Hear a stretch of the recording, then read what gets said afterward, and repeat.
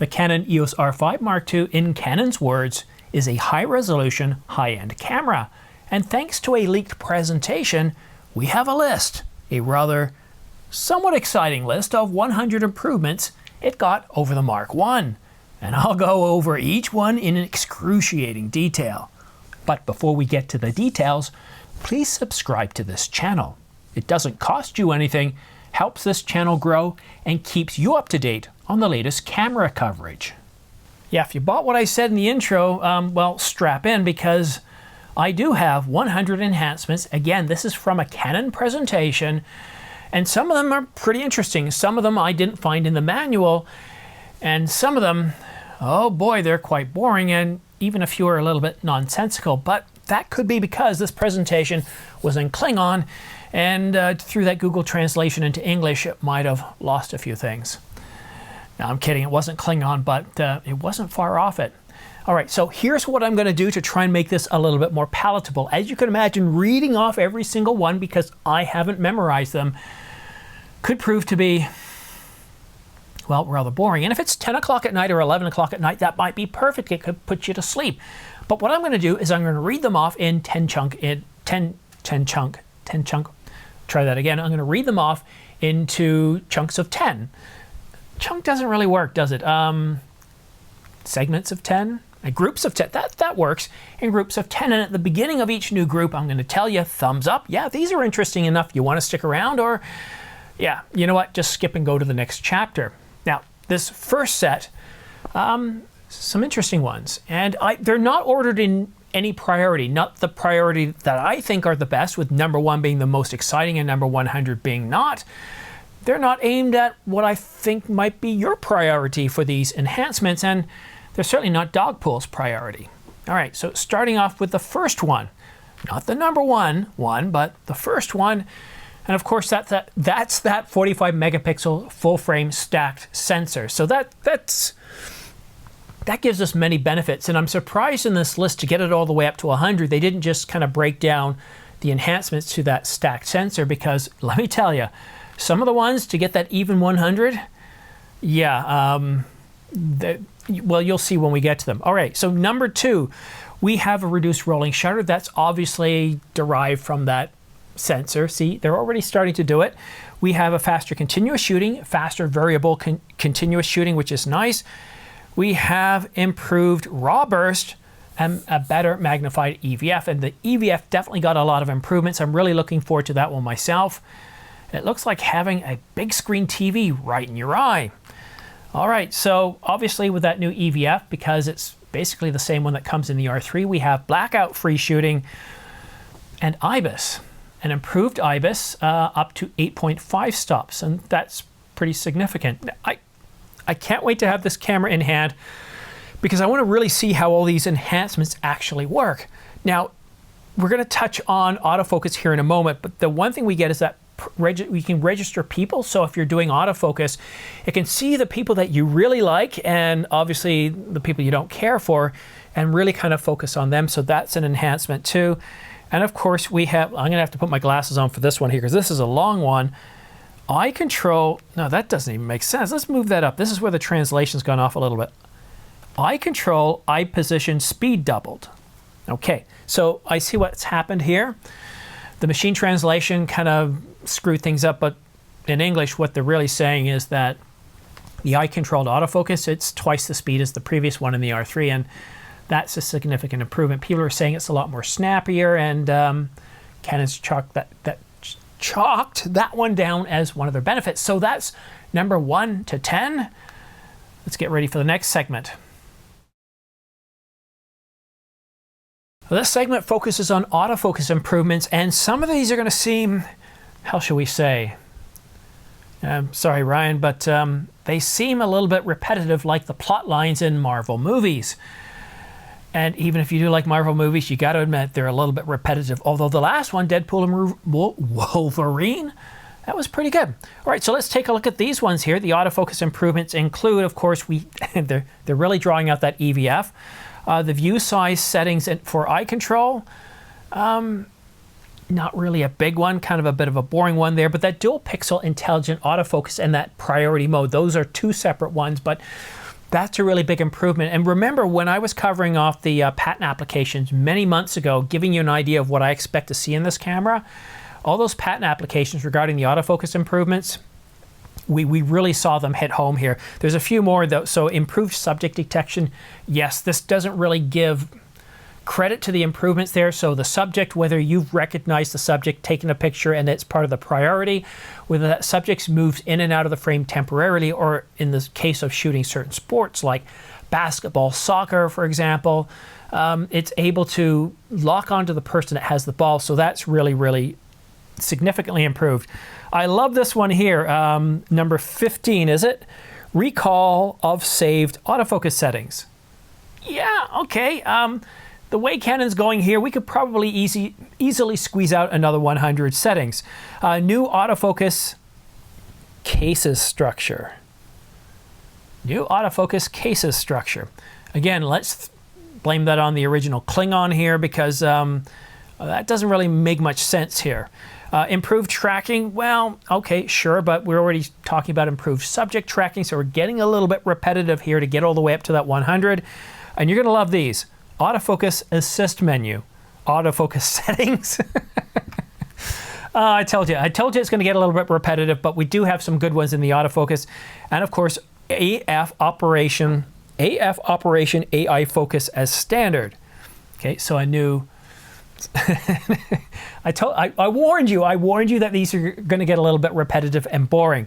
All right, so we've got 20 done. Let's go ahead and do the next 10. All right, so you're back with me for 21 to 30, and I love this first one, number 21, subject tracking of blurred objects. Now, personally, Canon, I really prefer when we actually don't capture blurred objects, that everything's sharp and in focus and all that kind of thing. I do get the depth of field and all that, but I'd rather just track subjects and keep them in focus than blurred, if you don't mind. Okay, a few more AF things, and we're going to talk about a few other capabilities. So double the AF point update rate, blur detection of blurred images during playback. Now that's handy, so when you're going through and you want to take a look at some of the photos, it'll actually figure out which ones are blurred and just kind of skip those so you don't have to worry about looking over every single photo. I'm going to give this one a bit of a thumbs down if you want to check over to the next one, because some of these are put you to sleep kind of boring. So we have a new UI, customization menu. We also have time display in the viewfinder, which is nice. The aperture ring control for both video and photo mode, and improved white balance or neural network. So we see that AI really kicking in again, and that's where that Digic Accelerator kicks in. Whenever you hear about AI or AI enhancements or artificial intelligence, most likely it's that AI or Digic Accelerator chip that's doing all the work. All right, so we have an improved exposure metering, and I'm really curious to see how that pays off in video. In the Mark I, one thing we got was evaluative exposure, and that was it. There was no settings, not like photo mode. You don't get to say, you know what, I don't want to use evaluative this time. I want to focus on this area, this point, or the subject. No, it's basically, as Canon told me when I was on the phone with him, it's kind of like an evaluative mode, and trust us, you can't really do too much with it. That's kind of how they explained it to me. We also have improved ALO. Again, not sure what this is. That's that whole Klingon translation thing. And of course, saving aberration information. This one's kind of big. Saving aberration information raw files for post-processing. And I really love that sort of thing. What Sony did with their cameras. So if you weren't too happy with the IBIS that you got in camera, it saved the information. So in post, you could do a much better job. Now, unless, of course, you were really bouncing the camera to the point where it was jarring, it really did produce miraculous results. Okay, are you ready for the next 10? Here we go. Strap your seatbelt on. Now, I've got to admit, 31 to 40, we have some really good ones. We have some pretty impressive ones, so you want to stick around for this one here. Now, obviously, we have that faster flash sync. I mean, it's nowhere near what we see with the Sony A9 III, but still, any improvement we can get is a good thing. We do get that advanced flash adjustment, and that can be done in the menu. We get the flash sync speed priority and electronic shutter flash. This one I'm confused about because number 35 says voice memos. But I recall being able to do that with the R5. So maybe see, they call it enhancement, and you can have it there before, and maybe they just, I don't know, let you do something minor like improve the quality of the audio, for example. Now, we do have some really good audio capabilities in this camera that we didn't see in the Mark I, and we'll get to those just shortly. Wider anti-flicker frequency range between 50 hertz and 8,193.7 anti-flicker at a slower frequency of up to 50 hertz. Okay, this is where we see some really powerful enhancements. So we get that 8K video up to 60 frames per second. That's RAW. We get 4K up to 60 frames per second in SRAW. And I want to put a little bit of a caveat here. For anybody that doesn't know what SRAW is, it's not RAW. So all those benefits that you get with RAW, you know, being able to adjust the brightness, the highlights and the shadows and all that wonderful stuff without worrying about clipping, you can't do that in SRAW. So yeah, I would not use SRAW personally. Number 39 I love, and that's the HDMI A port. And if you're not familiar with the different A, B, C's, and D's of HDMI ports, well, you probably know this one already. It's a full-size HDMI port.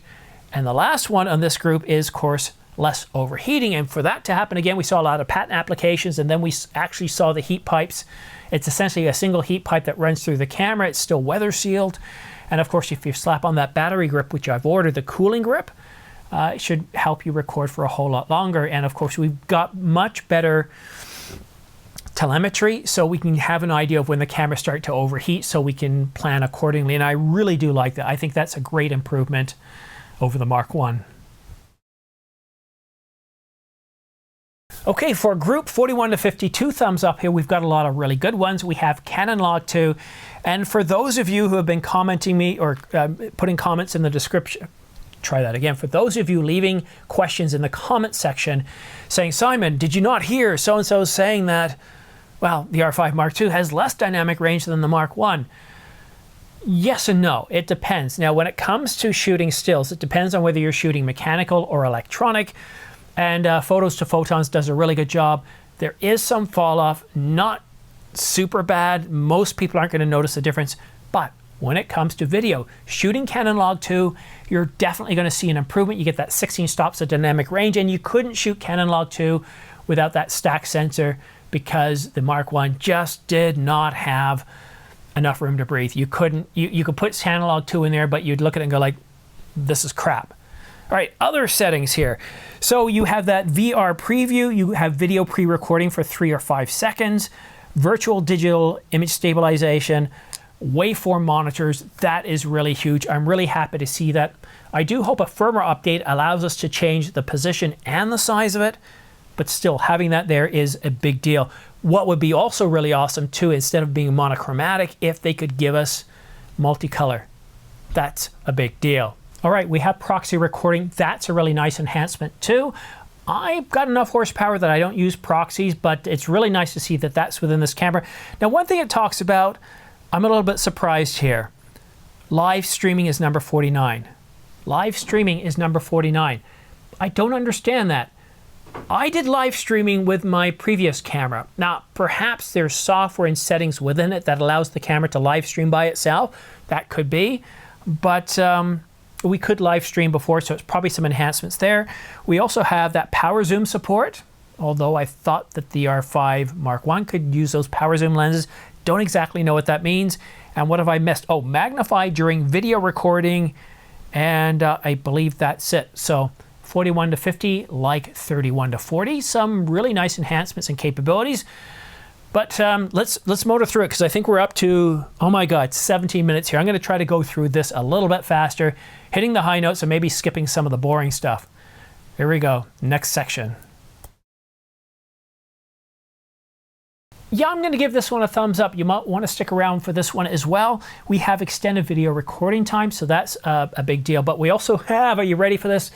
No more record limit, no arbitrary record limit. So that's a big deal. We have HDR movie mode, video profiles, and I didn't find this in the manual, but it says for number 54, LUTs. LUTs.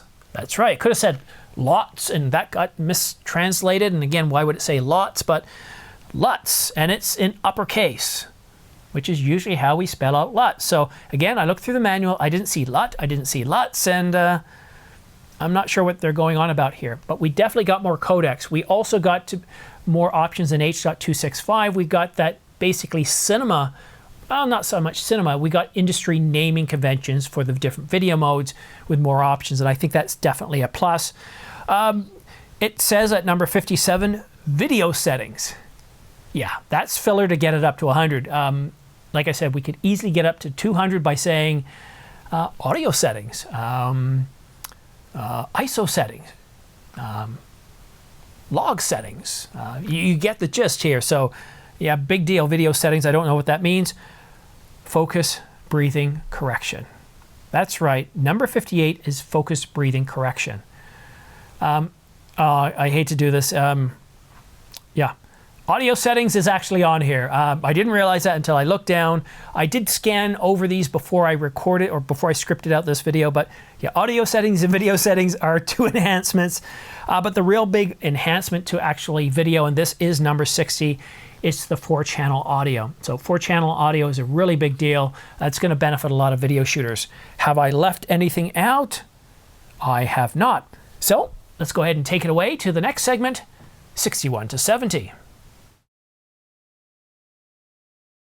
There are some good ones here, but it's kind of, you know, we're starting to, well, I feel like we're starting in Act 1 all over again. Things are a little bit slow. So let's run through these. Telelamp. Really happy to see that here because I'm shooting with the Ninja 5 with that big red circle. Well, when I say circle, I mean rectangle. No telelamp on the R5 itself. And the amount of times I've kept recording and it stopped because of record limit. So happy to have that telelamp. Metadata. And in brackets, it has News MLG2. I'm not sure what that is, so don't care, but I'm sure it's probably something useful that I'll appreciate someday. And of course, false color. That's really impressive. We saw this first in a Canon camera, stills hybrid camera in the R6 Mark II, and we've got it here. It has a cooler handle with a LAN interface. Settings for the cooling fan. One thing, if you do get the cooling fan, that's part of the battery grip. If you set it on auto, it functions like a cinema camera. So while you're shooting, you're not going to have the fan ramping up. As soon as you stop recording, it'll ramp up and cool things down. You can override that, but for best results, I recommend auto. What else here? Repositioned microphone. Sure. Again, I saw patent applications indicating that this would improve the audio pickup, that it also had multiple microphones. The Mark I, if there was any noise at all, wind noise, it was atrocious. So hopefully there's improvements there. Dual shooting. So this is nice too. You can only do it in full HD, 1920 by 1080, but you can record video and take stills at the same time. It might not seem that impressive, but that's actually a pretty big deal for some to be able to do a frame grab that way. That's pretty neat. We also have an improved folder structure, file names for video, customized ring on the hybrid RF lenses, and of course, this is a big one too because it allows for faster transfer, and we're going to talk about another benefit in 71 to 80 related to Wi-Fi 6, so it's nice to have Wi-Fi 6. Okay, 2 thumbs down. If you really want to skip to the next section, this stuff is really boring. We're talking about ports and the guts of technical stuff, so let me just go through this really quickly for you. So we have Bluetooth 5.2, faster LAN, and a more reliable LAN, faster Wi-Fi. I know what you're thinking. Calling out Wi-Fi 6, that's faster Wi-Fi. To say it again as faster Wi-Fi, that's a cheat. As far as I'm concerned, this is 90 enhancements over the Mark I, not 100. That's ridiculous. So faster Wi-Fi, more reliable Wi-Fi, that's what they have down. You can do dual FTP, that's handy. Remote, oh, this is good. 77, machine translated. You ready for this? Remotely startable. Remotely startable. That's kind of cute. If English is not your second language, you might not find the humor in that, but I certainly do. 78, EOWPA3 support, so that's handy. Tagging and sending, automatic network settings. Automatic network switching. And it's always nice when they try to improve upon the network security. I'm really happy to see that. All right. All right, let's get to the next second to last segment, 81 to 90. And we've got some interesting ones here, but it's kind of towards the end. All right, so we have MA switching from LAN to Wi-Fi, multiple devices paired via Bluetooth automatic FTP sending. That's handy for professionals. Sent unsent filter, good. See, what we're starting to see here is stuff you'd expect to see in the R1. So if you're working in the field and you need to send stuff, to have that on there is very, very handy. It's talking about a new type of error reporting for remote shooting. It's got that content transfer professional app, custom buttons, and playback for new memory card capacity with that percent indicator. Yeah, percent indicator. I like that. I know Fronos doesn't, but I'm one of those few guys that can actually go through 1 terabyte and 2 terabyte cards like they're nothing. For a photo guy, yeah, photos left probably makes more sense. New battery capacity indicator, we talked about that before, but now we get to some of the cool stuff. The new hot shoe cover. That thing isn't coming off. In fact, even if you press down on the switch, it's very hard for that very hard to release it. We get a new joystick and number 90, focus stacking. Yep, there it is. If you're still here, if you're stuck around, bravo. Or maybe you're just slumped over in your chair and you're just drooling out of your chin because this is boring. I get it. That's why I'm trying to do this really fast lickety-split and didn't even bother to memorize them. So here we go, the final 10. 91, are you ready for this? Recording emphasis. Whatever that means. Image selection marking. Image section marking. That can be useful. Battery handle and LAN interface. Yes. New button layout. Now that might be an advantage to some and not others, but I want to draw your attention to a patent application. This is for number 95. Remember when we talked about anti-fogging, anti-condensation? Actually in the patent application, at least in the Japanese to English, it was anti-condensation. Well, it looks like part of that is transferred over to the R5 Mark II. It's anti-fog eye cup. And I did pre-order one of them, so we'll get to see how good that works. We also have a new function of the upper button for cropping. Multi-function shoot, so the same one that we see in the R3. Improved leather trim. Kind of sounds like a car, doesn't it? You know what? The feel, the grip, a lot of times when I walk with my camera, I put the strap around my neck, but if I didn't bring the strap, I always kind of walk around like this. Unless I've got a heavy lens, then I usually grab it this way here, but I like to hold it this way here. And a big pet peeve of mine, whenever I'm watching people on TV or on YouTube and they're doing reviews of lenses like the 100 to 500 and they're holding the camera by the body, I just think, what's wrong with you? Is it not your camera? Do you not care of the stress you're putting on the mount? And if you're thinking I'm over exaggerating, I'm not. If you've got a really heavy lens and you're constantly holding the camera instead of supporting the lens, you risk damaging the mount, and the last thing you want is that mount to come loose when you're shooting. It does happen. I know people who have had it happen. It's not something you want to ever have to deal with. So please, heavy lenses, hold the lens. And that's why, for example, you see this mount, the tripod mount, it's on the lens and not the camera. I know, you get it. I'm speaking to the converted. So the last, number 99, reset to factory settings. Yeah, I don't even know why that one's in there. Would it take it all the way back to the firmware when we purchased it? That could be useful if they do that. But I doubt it does. I don't think reset to factory would reset the firmware. That would be handy. That would be more useful, especially after the video I put out a few days ago. Remember that one about the firmware update for the FX3 that basically bricked it? I mean, you could still use it, but it wouldn't record video or stills, and it would just automatically reboot after about 5 seconds or so. So I'm going to close this laptop here. That was 99 and not 100. I think I deleted one of them because it was absolutely nonsensical. There's definitely some improvements to the R5 Mark II. For those of you that have pre-ordered it, or those of you thinking about getting it, what I would like to know is your top The top enhancements that got you to pre-order the R5 Mark II, or that are getting you to think about it. I went through a video the other day telling you what I thought was most exciting for me. Obviously a stacked sensor, Canon Log 2, full-size HDMI port, but really that new autofocus system with all of that stuff together, that's really a big deal. One of the biggest challenges I had when I was shooting is whenever I'd be in a situation where I was trying to track a subject and there was a lot of other people around or a lot of objects, and it was frustrating because something that would have taken normally a couple of minutes to shoot would take an hour and a half, 2, or I'd have to shoot over multiple days because I couldn't get enough footage of the subject in focus without it jumping to somebody else.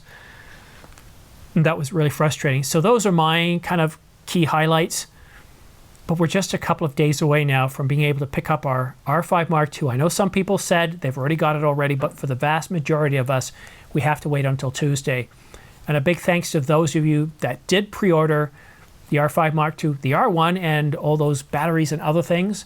It was very much appreciated. And if you're still on the fence or you're thinking of getting it, these are my links here. Please go ahead and copy down the pre-order link for the camera. I have it in the description down below because that's really what supports this channel. You watching, I appreciate it. Commenting, I appreciate it. But whenever you want to buy something, if you're in the United States, you buy from Adorama or B&H or even Amazon, I get a small fee or commission back, and that's what keeps this channel on the air. And it's a big thanks to you. And it's one thing where I'm coming up to 5 years now. I now know, based on where I see my retirement date and what I plan to do for the rest of my life, at least based on 54-year-old me, and that's, I want to retire doing this. And when I retire, I want to have more time to do videos like this, to spend more time editing them. And so I'm recording this now. It's currently Thursday evening. I'm in the office tomorrow, so I don't have time to edit during my lunch. I have stuff afterwards, so I might do a bit of editing tonight. I might do a bit of editing tomorrow night, and then probably Saturday. So this is probably going to come out Sunday. But I really enjoy trying something different, and this video was something different. I mean, how on earth do I get 100 different enhancements and put it into a video where it's not as boring as all can be? And it's a challenge. For you, you're interested in the camera as I am, and that was enough for me to go through all of these and translate them and say, okay, look, some of these are pretty cool. I didn't like the LUT one. I'm trying to figure out what's that all about, because it's not in the manual. But keep in mind, the manual that we got was the manual that was approved for dissemination several weeks back, which means that it was probably finalized before that. So by the time it's released next week, there might be another update to that manual, and we might see more information in it. But that's it for now. Thank you so much for tuning in. Thank you so much for watching to the end. It's very much appreciated. Have yourself a great weekend, and we'll see you again soon.